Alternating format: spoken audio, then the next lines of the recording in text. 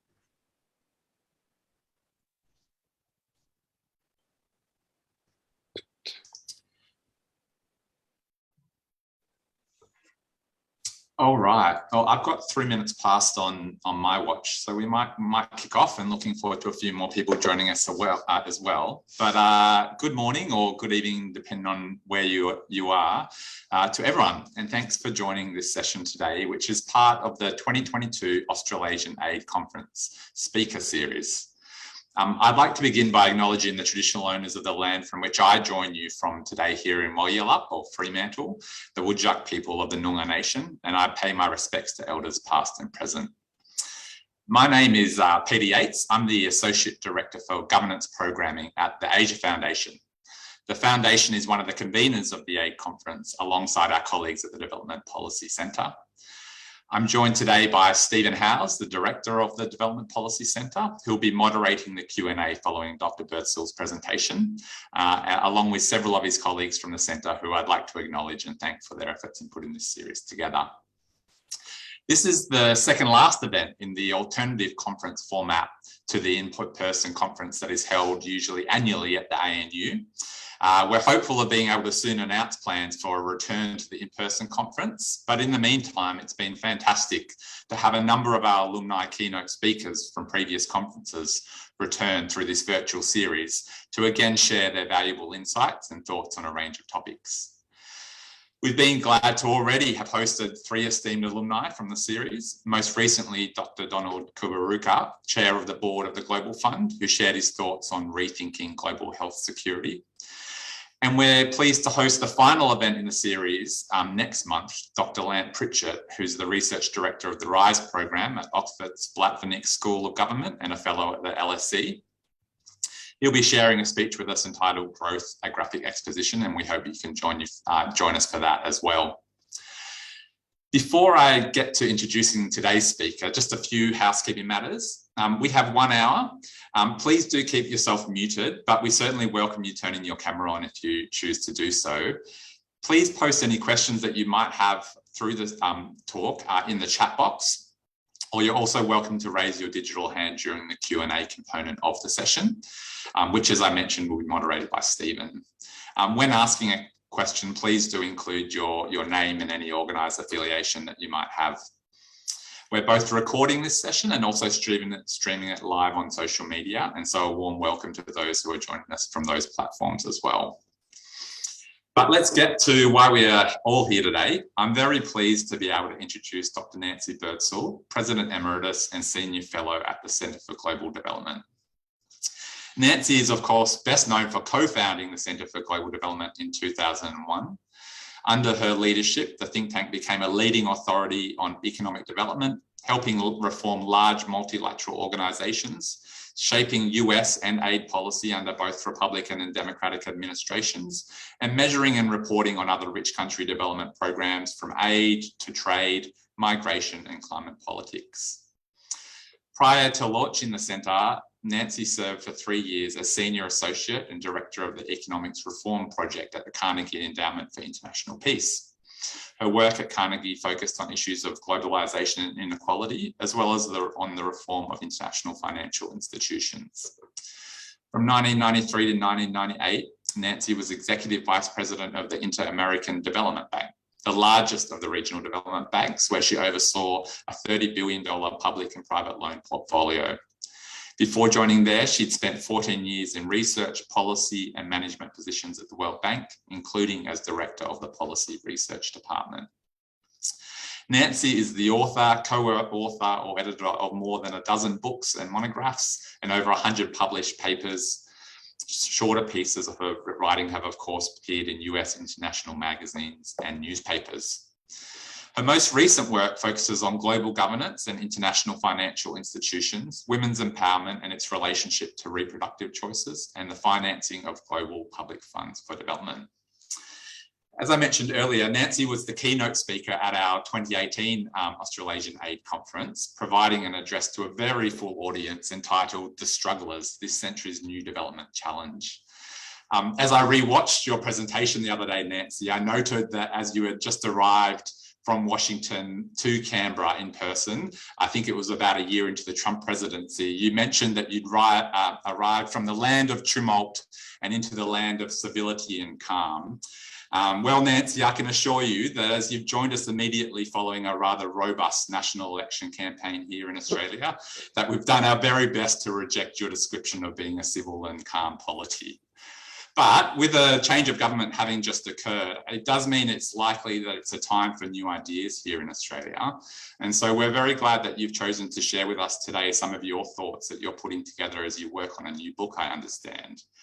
These bigger picture questions of development beyond aid that you're grappling with, and the reckoning of the role of countries such as the US have played and can play, is one we're looking forward to hearing about today. So without further ado, please let me pass over to Dr. Nancy Birdsall. Okay, I see virtual clapping. Thank you very much, Peter. That was a very nice introduction. I'm so pleased to recall being there in Canberra in 2018, talking about the strugglers. It was a fantastic conference, so I'm sure you're having a fantastic conference now.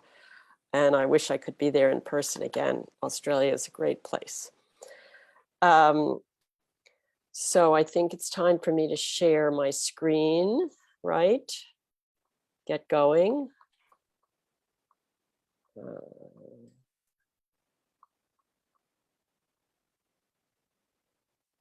Okay, is that all set, gentlemen? Yes. Yeah. That's great. Thank you. So let me say before I forget that I would like Peter or Stephen to tell me when it's, well, let's say when it's 25 of, I want to say 9 my time. I don't know what it is your time, 25 of 10 your time maybe. So that we have time for some questions and good discussion. I want to also start by saying this is not the traditional seminar or paper presentation at all. It's more a set of thoughts, a kind of beginning of a report on US sins or harms to the developing world. And toward the end, what I hope to turn into some kind of an essay. So the two thoughts I had besides that is the beyond aid point that Peter made very nicely. And I wanted to remind people about the strugglers, which you also referred to, that I spoke about now 5 years ago, because the World Bank has now established new poverty lines for middle income, high middle income countries, low middle income countries, etc. So we know there's still maybe 700 million extreme poor in the world, but there's up to another 4 billion. So 5 billion, 4 billion who would be called strugglers. So we're talking about, from where I sit, a relatively small country, the US, in terms of the number of people, and a very large number of poor and strugglers or precarious people living precarious lives in the developing world. So how am I getting to the next one? We didn't practice that. If you click on My the slide, usual. it should go to the next slide. Ryan, do you know? We didn't do this. It's never happened before. If you click on the presentation slide, you should go to the next one. Yep. Thank you, Ari. So I start with America is great and good. And here again, to be a little bit personal about it, I was born white and well off in a country that was on the rise. The middle class grew for the first 30 years or so, 20 years after the end of World War II, really until 1980. Then starting in 1980, the median wage, whatever it was then, pretty much got stuck for the next 2 or 3 decades. So in the post-war era, I learned that America was great and good. I lived near the United Nations in a New Jersey suburb. The US, of course, established the liberal global order, for which it's well known in that period, leading the world. We didn't learn much about, if anything, about US sins at home and abroad when I was growing up. Indeed, I had finished high school when Martin Luther King gave his I Have a Dream speech. So it's been a very long time, but in some ways a very short time, that Americans have started to learn things that are reflected in what you said at the beginning, Peter. What's the expression? I am in the territory of the indigenous people group. That we're not yet there in my country at all. So I don't want to overlook the idea that there are sins that America bears against its own people and its own non-white people in particular, as well as sins abroad. Now let me go to the Center for Global Development Commitment to Development Index. This is something that I wanted to do when I founded or co-founded the Center for Global Development, is to focus not on what developing countries should do, but what on rich countries and the major international institutions should do about development. So we instituted this Commitment to Development Index. It's now in its probably 20th year, and it ranks countries on migration, technology, aid, of course, trade, security, and so on. And the US ranks 22nd out of 40 countries in the index. It's the lowest ranking among the industrialized high-income countries. Gets good marks on security and trade. Australia ranks 4th overall. Its worst marks come on migration. The US is a miserable, I put 38th out of 40, once adjusted for income, which reflects kind of its impact on the world independent, and other countries' impact independent of their size. So today I'm going to talk about 4 harms. That will take up most of the time. Boomerang effects, which is how it harms America, where I'm hoping for good comments from those of you who've thought about this, whether for America, the US, or for Australia. Why harms arise and persist. And then the essay part, the least well thought through part of this talk, is about responsibility and restitution. So the 4 harms in brief that I'll talk about today, there are others, of course, are intellectual property rights taken too far, reproductive rights of poor women abridged in the developing world, climate injustice intolerated, and anti-corruption regulations undercut. So starting with intellectual property rights taken too far, the story of AIDS in Africa. In the 1990s, many of you may know, some of you may remember, AIDS was absolutely raging in Africa. And in that year, or 6 years later, President Clinton, former President Clinton, was in Rwanda, and he was asked about US's failure to deal with the property rights of pharmaceutical firms.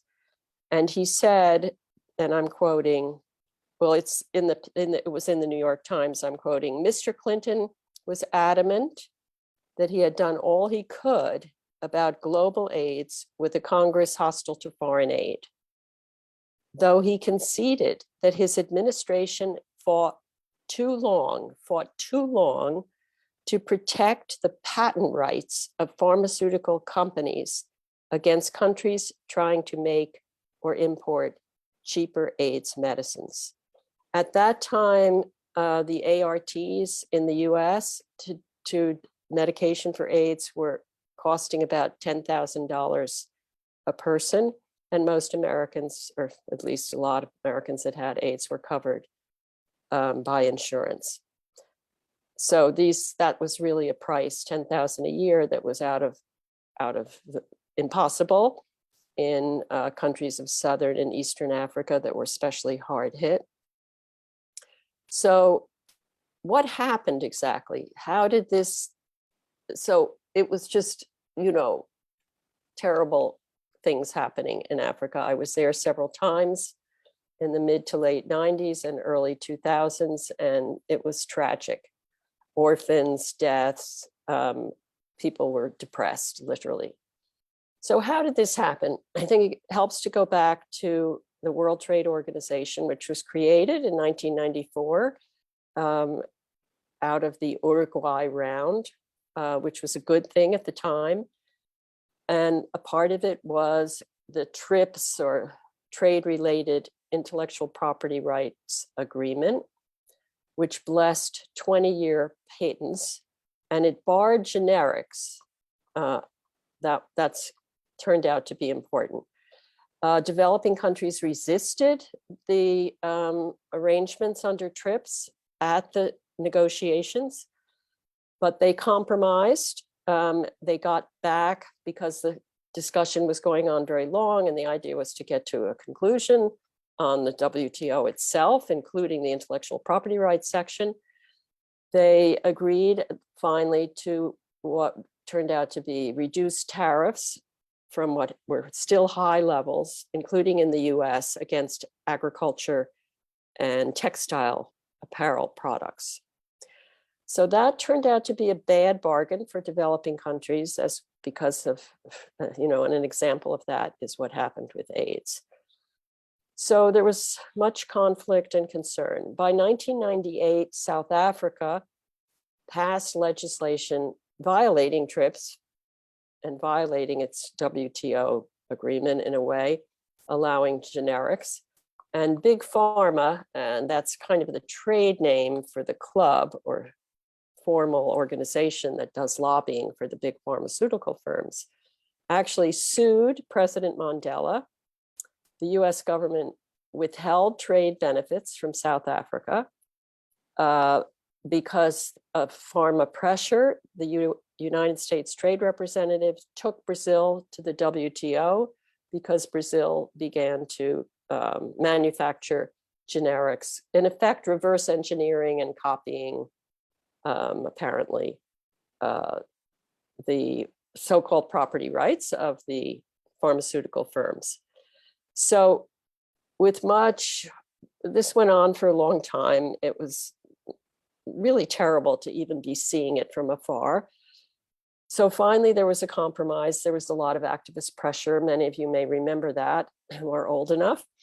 And in Doha, at the next WTO round, there was a declaration that clarified, made it somewhat easier and more attractive for developing countries to issue compulsory licenses to firms abroad. And it opened up somewhat through the compulsory licensing the potential for generics. What's important in a way is that countries like South Africa and India and Brazil were able eventually to produce the same kinds of medicines. The TRIPS was a bad bargain for most developing countries, including those, but more so for others, because they had no pharmaceutical firms at all. So that's the story, one part of the story. The second is COVID, and it's more recent and more compressed, but comparable, maybe worse in terms of the number of people who died, who didn't need to die, and the number of people who struggled and suffered. So in 2020, 33 decades after the AIDS crisis came COVID. The US was the largest donor to COVAX. And I put here aid is politically easy compared to dealing with the pharmaceutical firm lobby, for example. What happened, as many of you may know, is that US and other rich countries, I don't know the story in Australia exactly, were able to buy up all in futures contracts, in effect, hoard the limited vaccine supply.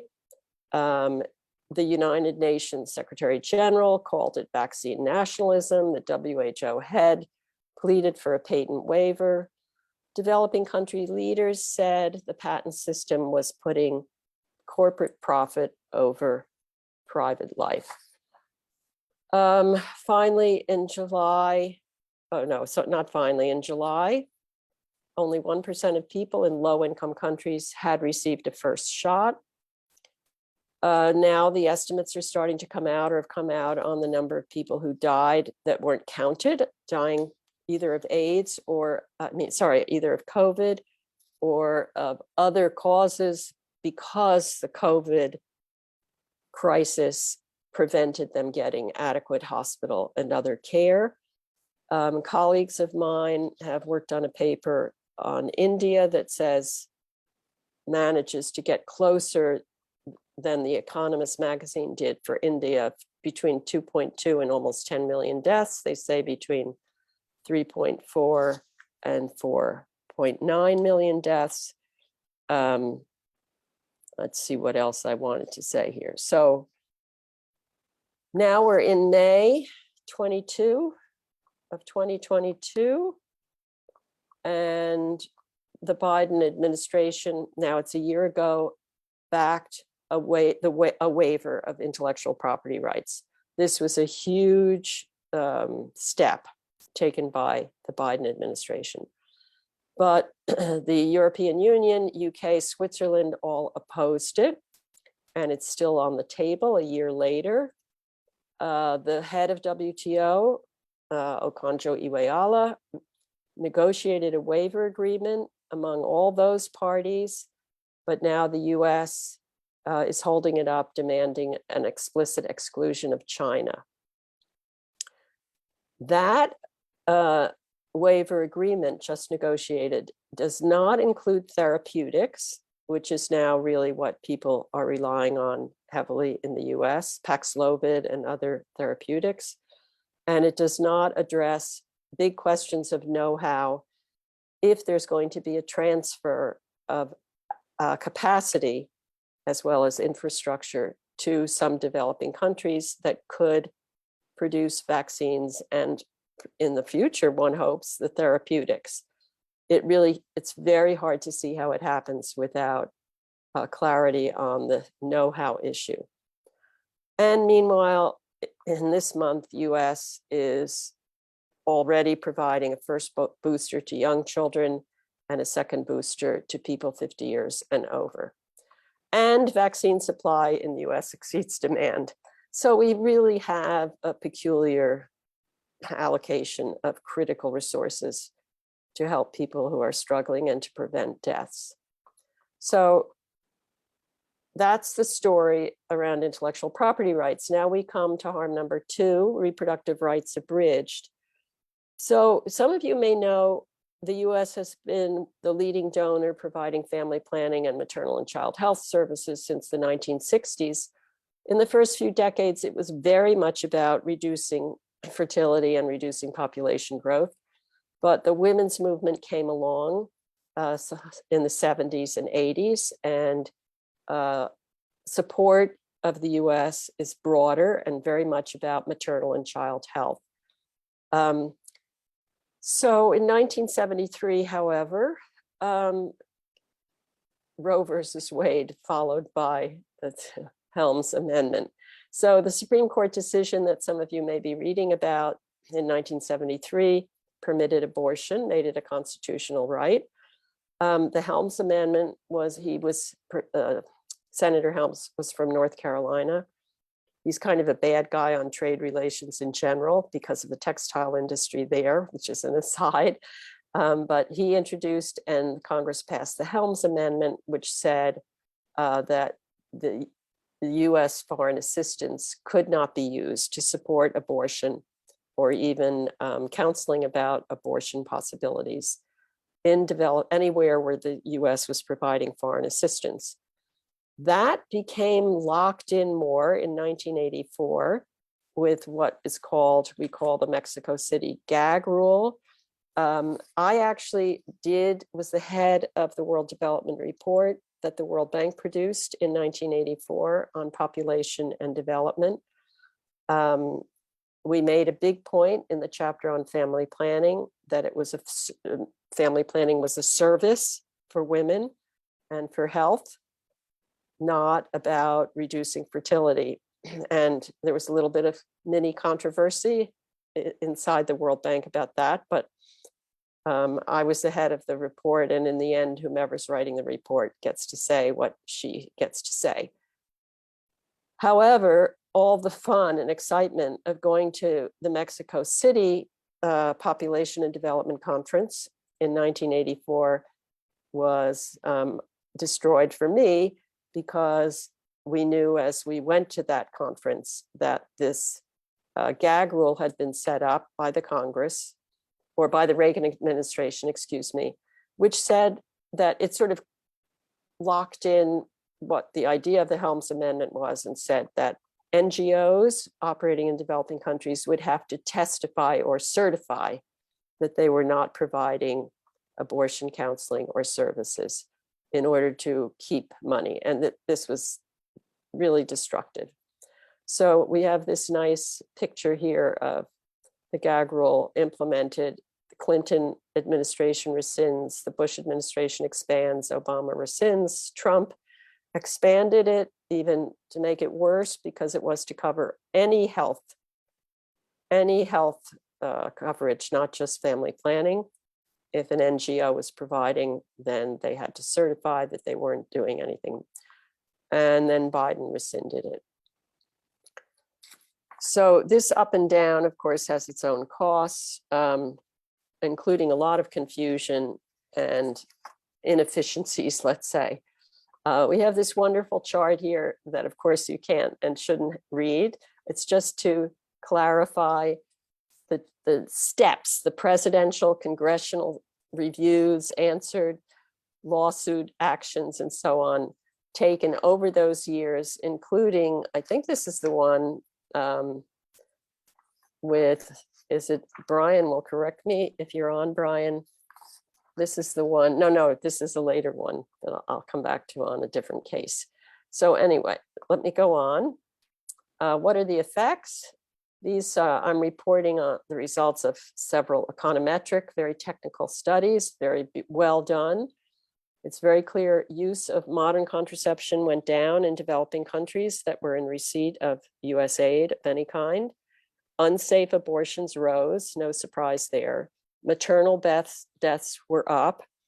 An estimated 97% of 25 million unsafe abortions are performed annually, were performed annually, and are now performed annually where it's not legal.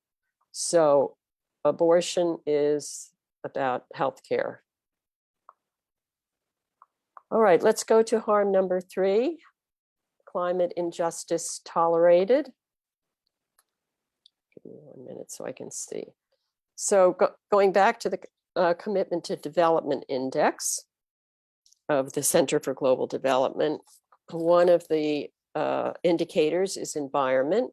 And you see here that the United States is 37th out of 40 on that particular indicator. Australia isn't great, it's 35th out of 40. The poorest is the United Arab Emirates. Sweden is the best. So this shows you the per capita debt estimated in a paper by a colleague of mine. I'm trying to be able to move something so I can see the full chart. Hold on 1 second.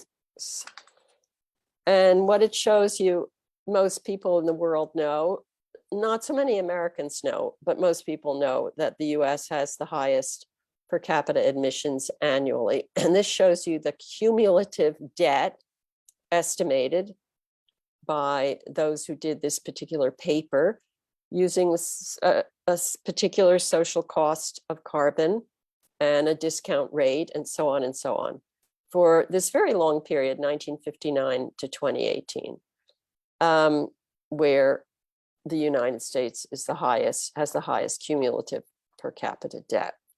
So let's see, China, what's going on here in part is this the emissions? Let's see, no, it's okay. So that was related to per capita admissions. And I think it's worth saying, we often hear in the US that China is now the largest emitter. No one says in the mass media, on the radio, et cetera, that the US is still the largest per capita emitter, and that indeed China is a much smaller emitter than the US in per capita terms. It's like getting to be maybe 30% of US per capita admissions, I forget. Here we have, for a different period, 1979 to 2019, climate liabilities estimated in a different set of colleagues who are indeed at the Center for Global Development. And what they show here, which I'm having a little trouble seeing, 1 second, is climate debt per capita of the US is close to 20,000. The share of the total climate debt held by the US is almost 20%. And the total liability is over $6 trillion. An example, what does the US owe Guatemala at the moment? Out of the 6.5 trillion, US owes everyone in the world $838, owes Guatemala 14 billion of the 6.5 trillion, and a little bit more, factoring in a measure of vulnerability. So the US owes Guatemala 14 billion, Guatemala owes the US, I think it's just $1.67, I forget. Let's pretend it's absurdly low, of course. And Niger owes the US 13 cents. It gives you an idea of the imbalance here of liabilities. So I'm going to stop there on climate and go to anti-corruption efforts, undercut. I think I must be, am I getting my warning? Who's giving me a warning? Yeah, so it's 25 to the hour now, Nancy, but we've got plenty of time, so please continue on. So you've probably got another 10 minutes. Yeah. Okay, that should work. After 10 minutes, you absolutely can stop me if I am not done. Sure. So I have 2 examples under harm number 4, tax evasion tolerated, the Panama Papers, and the Securities and Exchange Commission, anti-bribery rule disarmed. So many of you have heard of the Panama Papers. And the underlying problem with that scandal is that the US and some other countries, although UK has now done this, I'd love to hear about Australia, do not demand beneficiary designation in the true sense of who is the actual beneficiary when shell companies are registered and apparently paying taxes and so on. And the true beneficiaries that, were unveiled in the scandal and in the papers were, let's see, the father of David Cameron, who was the UK Prime Minister at the time, Putin himself, and El Chapo Guzman, the drug lord based in Mexico. So who loses how much? There was a good story in the New York Times, and I wanted to read a quote from it about the case of Angola, where the ruling family has amassed huge riches. The Dos Santos family, aided by the Boston Consulting Group, McKinsey and Company, and Price Waterhouse Cooper, quote, I don't have quite the quote, but the story is that all these money laundering experts and forensic accountants working for all these accounting and tax companies working for the Dos Santos family allowed the siphoning off of millions from government funds. And many of you will know, if you work in development, that Angola has just a terrible problem of poverty. Most of its people live in extreme poverty. So more on tax evasion, the Tax Justice Network has an index that I'll show in a minute, I think. But in addition to the US doing badly on the index, there's one-sided sharing. The US has not signed into automatic sharing with other OECD countries. This is something that the Latins have been demanding from the US for years, because the Latin America countries have capital flight to the US. The US taxes its own citizens abroad, but it doesn't make it easy for developing countries to tax their citizens who are in the US. And let's see, then in 2021, a new money laundering act passed over Trump's veto, all kinds of exceptions, etc. Here's the Financial Secrecy Index, where you see the United States is the worst. I'm sorry I didn't show Australia, but we can check it out for you if you want. Second problem, and there are others besides, of course, is that the SEC anti-bribery rule, a sad saga of a rule disarmed. The 2010 Dodd-Frank legislation in the US is very well known. It came right after the global financial crisis. It took a long time to get it through the Congress, but it was a great victory, frankly, when it went through. And under that law, US companies were mandated to report all payments made to governments for any reason. The idea was to reduce bribery payments by making them transparent. It was targeted to natural resource extraction, oil companies, and so on. What happens with legislation in the US, as I'm sure it does in Australia, is in this case, it goes to a regulatory agency, in this case, Securities and Exchange Commission, to sort out exactly how to write it up so that it passes muster and is enforceable and so on, and what the law is and what the penalties. So we have another nice picture here showing the Dodd-Frank bill was passed, requiring disclosure. 2012, they adopted a rule. The American Petroleum Institute brought a lawsuit, and the court nixes the rule. Some years later, Oxfam, 1 year later, 2 years later, Oxfam sued. The courts revived the rule.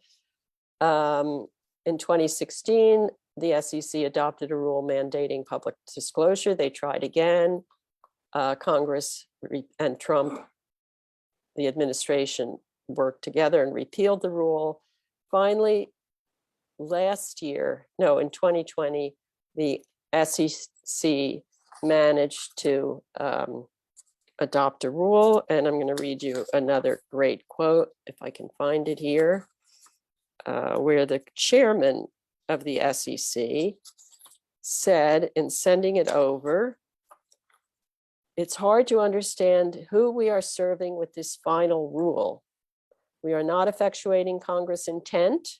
We are not ensuring sufficiently granular disclosure to enable citizens to combat corruption. We are not providing investors with information material to their investments. We are not heeding the numerous calls from issuers who have asked us to harmonize our rules with the international standard. We are not taking the opportunity to further the SEC's and the United States tradition as leaders in the fight against global corruption."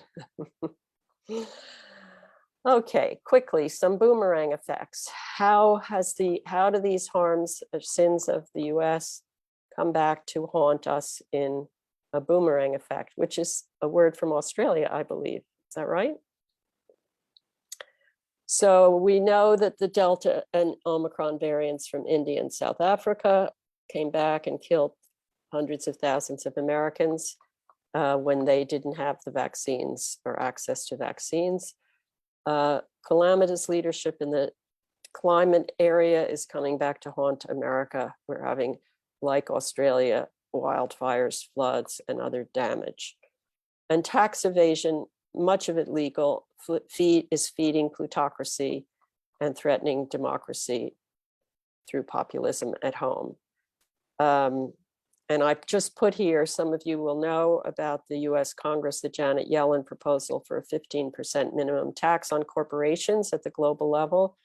There's no action yet, as far as I know, on Congress agreeing to that tax. Here's one slide on why America's harms arise and persist. It's the lobbies. There's some data there on big pharma in particular being the biggest in this country, and oil and gas is very big. It's very complicated for citizens to see what's going on these complicated issues, certainly compared to traditional foreign policy harms like Iraq, Afghanistan. And of course, unseen is unacknowledged and unattended. The nation takes priority, and that's true in every country. Deep political divides in the case of reproductive rights, and a more fundamental problem that I'm sure you have in Australia of myopia winning in absence of leadership. So a word to finish on responsibility and restitution. And this is something I've been thinking about. It's not easy without seeming to sort of write an essay to clarify what it is about, but I've tried to put something here that gives you a hint of where I'm going with it. The USA has enormous privilege and power in an unjust global society. And various philosophers say privilege and power create a duty of responsibility to those who are less well off. The duty of responsibility is distinguished from the charitable impulse. It's a different mandate, let's say. So that's one reason, duty of responsibility. Second, addressing harms is in the enlightened self-interest of Americans. And that's especially true for a couple of reasons. The world is shrinking. We know each other better. There's convergence of countries in Asia, India for sure, and China, of course. For the first time, unconditional convergence, as economists would call it, they're growing faster than the advanced economies. So the world is shrinking. The US relative size of GDP in the world that used to be 40% is down to 25%. So better to take responsibility while the US still has outsized, if declining, influence. And then what about restitution and quote reparations? So I've been digging around paying a little bit of attention to this in the last 6 months to a year. And we have a growing number of examples in the US. Georgetown University provides reparations for sales of slaves pre-Civil War, and includes, and I can't see what else this is saying. It's done that in the form of scholarships for Black students and other sorts of things. And the US Rescue Act includes reparations for Black farmers. There's discussion in Congress of something called HR 40 to study issue of reparations. And they're referring, frankly, to a book by an economist, William Doherty, very well known, that estimates carefully and systematically that something like $10 to $12 trillion would be reasonable restitution.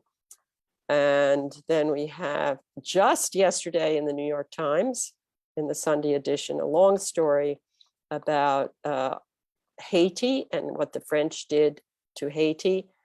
I won't try to say it in summary now, but one part of it is that President Aristide of Haiti was actually kidnapped by the US, it appears, in 2004. And the headline of the story, that part of the story, was reparations, he cried, and then he was out. And so then I ask a question about the future conference of the parties, the global climate conferences. Will this issue come up more and more, the issue of reparations? So ending, will our grandchildren be baffled by our indifference to suffering in impoverished countries? That's from a Nick Kristof, New York Times editorial, and by our moral myopia about the future of our shared earth. Thank you very much. Well, thank you, Nancy. That was a fantastic presentation. And as someone who's been to a lot, one of the most important I've heard, I think just a combination of technical detail and reach and sort of moral seriousness, I think is really, really gripping. I guess some of the issues you raised are better known, probably climate change, the best known. I think the gag order we're fairly familiar with, but that whole story of IP, and also on tax evasion, I think that was, even if the ideas were somewhere in the back of our head, that sort of narrative on all of those issues that you gave was really useful and a wake-up call. I know in Australia, there was a time when we were going to implement the Extractive Industries Transparency Initiative here in Australia, which is similar to, I think, that SES or SEC rule that you talked about, which I wasn't aware had been so watered down. So that's something I think to look into again. I'm sure there'll be questions from the people here, but I'll just start with one myself. I mean, you mentioned at the start that the US scored particularly badly on migration in the CGD ranking, but it didn't make it onto your list of 4.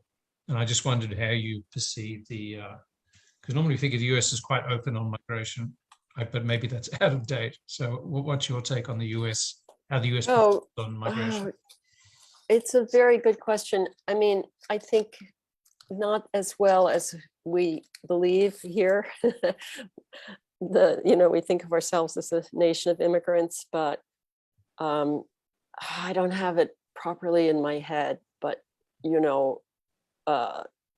immigration open after being closed, and really pretty much tied to the number of the number of immigrants from countries mostly in Europe.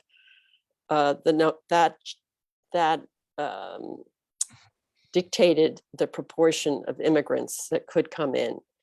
But then around the time of the Kennedy administration, it was really part of civil rights reforms. It was opened up to the family relatives could come in. So that did increase immigration. And probably the US does okay in the Commitment to Development Index. But of course, with the refugees, the Trump administration has really been terrible, and they just destroyed the infrastructure for refugees, which has made it very difficult to respond now, even on bringing Afghan refugees. So to be honest, I don't know, but Michael Clemens at the Center for Global Development anybody who's interested, look for his work, fantastic work. And we now have an entire program on refugees, migration and refugees. I think it's better known that Australia does badly because of the PNG issue, I guess. Is that right? Was it PNG? That's right. Yes, offshore processing. Well, not just offshoring. Well, not just processing, but yeah, refusal to allow any refugees if they Boat if they try to people. arrive by boat. Yeah, Right. which is what the UK is now following with in Rwanda. Yeah, so we're passing around some countries that have they're now being imitated in other settings. So, and of course, we'll have climate refugees mounting the number. So I'll just invite people to ask questions. Please just put up your hand or put a question in the chat box, and now's your chance to do that. Yeah, while we're waiting, I'll just say on migration, I mean, that is an area of where the change in government, well, we have seen progress, I think, in terms of the Pacific in particular, which I guess it's not really, I guess you can't say a global issue, but it's an important regional issue for Australia. And Australia has opened its borders a lot more to the Pacific, which historically it hadn't, and will do so more under Labor, under the new government. So that's an area of progress that we're seeing. So Australia will move up in the Commitment to Development Index. Yeah, Richard, we have a question from Richard Curtin in Melbourne. Thank you, Nancy. Thanks very much I echo Stephen's comments in response to your presentation. It was very good. What I was going to ask, what do you think is going to change under the Biden administration? You gave some indication of some changes, but what's in the pipeline? I think less than I would have hoped for and expected a year ago. The politics are just terrible right now for Biden.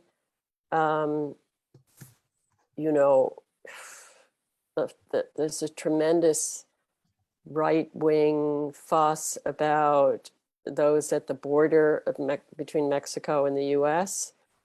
And there was hope that the Biden administration would finally rescind the Trump administration basically rule that said this is a public health problem and we can't have all these people applying for asylum and being able to come in the way they could in the past when it was sort of called catch and release. People would be registered as asylum seekers. They would be released into the country. They would have to report regularly, and it might be years before their case went before the immigration courts. What the Trump administration did is it just said, no, you can't come in at all. Absolutely, just threw people back to the border. There was a terrible scandal about children being separated from their parents in this process. So it's just been a disaster. And we have elections coming up later this year. And the Biden administration is just being very careful on a lot of issues because of those upcoming elections. At the same time, if the Democrats lose the House or the Senate, then we'll be going backwards much more. So I'm not optimistic. There's some good people in the administration working on this, but I think they're pushing against pushing a ball up a very big hill. Thank you. Yeah, Cameron. Hi, Nancy. Thanks for your presentation. I just wanted to see if your pessimism also extends to trade. We have Biden and our new Prime Minister, Anthony Albanese, at the Quad meeting today in Tokyo. And the US is launching this Indo-Pacific economic framework, but it seems to have given up on the idea of offering market access in return for, I guess, setting the standards and norms around trade as it competes with China. I'm assuming that, I want to see if your pessimism extended also to trade in the lead up to the midterms as well. Yes, I think so. I don't know it as well as you do, what's going on, but of course the Indo-Pacific Economic Framework is trying to rescue too late, too little late on the Trans-Pacific, the TPP, Trans-Pacific. And it's the same problem, is that Biden is, under pressure about immigration and about trade. And in some ways, I guess, it's too bad. I think so. We're really in a period in this country where there's a sense that globalization has gone too far. The neoliberal era, the Washington Consensus, all of that, even amongst centrists and, say, liberals, is contested. And in simple terms, it's the contestation is quite sophisticated and careful, but in the political setup, it's just not easy to do anything, particularly with the China. I'll be admiring Australia ever more if you can make progress for the developing country needs, despite this fear or whatever of China. Okay, Beth. Hi, Nancy. I'm from the Development Policy Centre. I remember you, Beth. Nice to see you. Yeah, nice to see you too. I'm just going to follow on from your comment there to talk about China a bit more and what your views are on the impact of competition with China. Yeah, I'm not enough of a trade expert to say anything about, in response to your question, beyond what most economists are aware of who work on these issues. There's no question that the Putin-Russia problem is exacerbating and confusing wherever we were, which was not in a very good place with respect to China. I think that we have a specific problem in this country that is now referred to as deaths of despair, referring to the book of Angus Deaton and Ann Case, which found this very high suicide rate and drinking and dying of alcohol and so on amongst white Americans. I have a colleague who's at Brookings, a friend, Carol Graham, who's written a lot about what is this about. And basically her view from her studies of people's sense of satisfaction is that this is a group that is in fear of downward mobility and is experiencing downward mobility. There's also a very heavy sort of dose of racism indirectly, that Carol's work indicates that Blacks and Hispanics, recent immigrants, feel much better about the world and their prospects, even though their income is lower on average. So they're moving up in a country where moving up is it's been all about historically. And middle-aged white men are losing status. We don't really know how much it's because of economic reasons and how much it's because of culture. And it's all blamed on China and the opening to China and the loss of manufacturing jobs. And as I mentioned, this goes back a long way to the beginnings of more globalization in the Reagan era, when the middle class stopped growing. And so, it has made a deep impression, I think, on baby boomers like me, that everything was great everything was great when we were growing up and well into our 20s and in my case 30s. So it's really, that's why you're seeing a lot of reasonable concern about democracy itself falling apart in this country. Thanks. Okay, we got one. We have time. We're a bit over time, but if it's all right, Nancy, we've got one more question for Tuan. Yeah. Thank you, Nancy, for a very interesting presentation. I'm Tuan Nguyen from Development Policy Center. I just have one question. Given the policies for immigration in the US, do you have some suggestion for Australia immigration policy to deal with the immigrants from Pacifics, especially in the agricultural sector? Oh gosh. Well, you know, all I can say is that research and a lot of work done by this colleague that I mentioned at the Center for Global Development, Michael Clemens, indicates that immigration is good for everybody.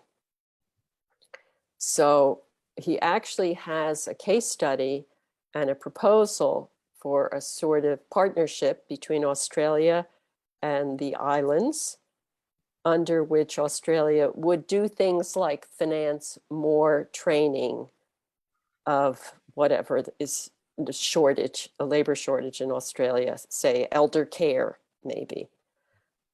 Nurses for elder care. That's not his specific example, but it would finance such training and allow in some portion of those who were trained.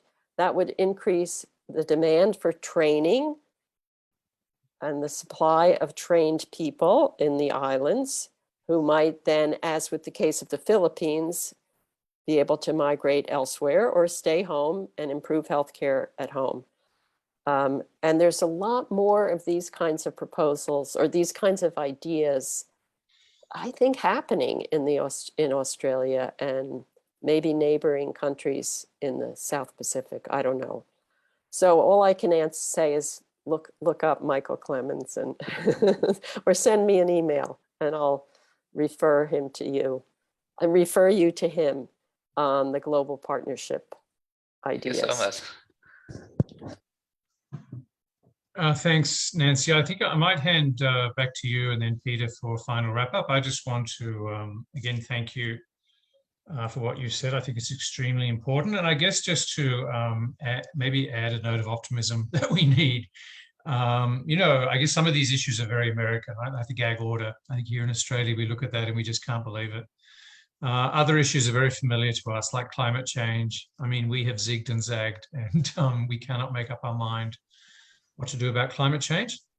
But if you just think about the last election we've just had at the weekend, I mean, it was very much fought actually on climate change in the end, and it was a resounding, there was a resounding vote that we do need to do more on climate change. And I think that is an extremely important That is a issue, note of optimism, right? important issue for voters, and it does bring that solidarity together between, you know, what's good for Australia and actually what's good for the world.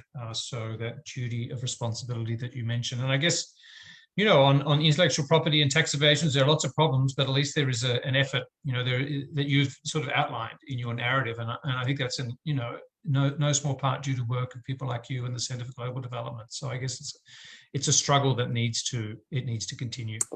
Yes, well, the same for everything that happens at ANU and at the Center for Development Policy. I mean, it's all about getting more people aware and informed. And it's very important for think tanks to also have as partners the real activists who fuss and fuss and fuss. It's very important. We look forward to your book. Thank you very much. Over to you, Peter. Yeah, thanks, Stephen. Thank you, Stephen. And yeah, I also just share our thanks, Nancy, for you joining on behalf of the Asia Foundation. It's lovely to have you and hear from you today. And then just to wrap things up, just a final shout out, a reminder that our final session in this series is with Dr. Lant Pritchett. So that'll be taking place on Tuesday, the 7th of June at 7:30 p.m. Canberra time. And so Ari's dropped the link in to register for that one, and we hope you can join us for that series. And yeah, we are hopeful that we'll be able to announce soon details of the return of an in-person conference as well. But we'll leave that for now. Thank you for joining us. Enjoy the rest of your day, everybody, or evening, depending on where you are. And take care. Stay safe. Thank you, Peter and Stephen, Thank you. and all of you.